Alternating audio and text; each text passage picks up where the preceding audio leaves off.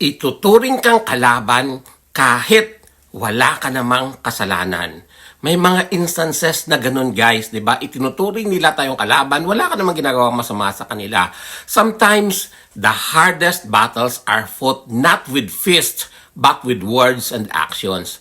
There are people out there who will treat you like an enemy even if you've done nothing wrong with them. They fear your potential. Natatakot sila sa potential mo. Afraid that you might surpass them. Diba? Takot na malampasan mo or maungusan mo. So they'll just do anything to hold you down. It is a sad reality. But it's one we all encounter at some point of our life. The question is, how do we respond? Well, you see, their actions say more about their insecurities and anything else. When someone tries to put you down, it's because they are terrified of what you might become. Totoo yan. They can't handle the thought of you succeeding, of you shining in a way they never could. Diba? But you don't need to play their game. Sa halip na makipaglaban, magpatuloy ka lang sa iyong daan. That's the best thing to do.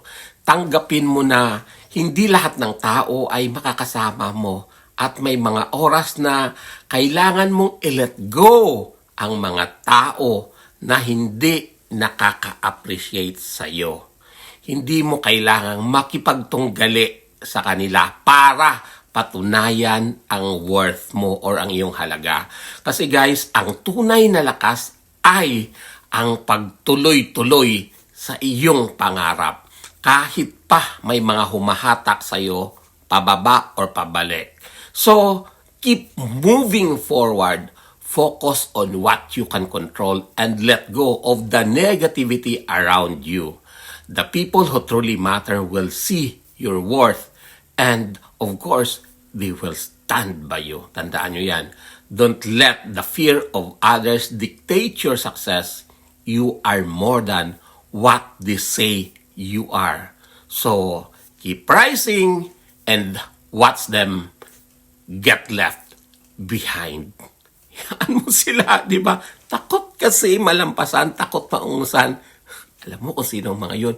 Minsan kamag-anak mo, minsan kaibigan mo, minsan yung mga tao lang nakapaligid sa iyo.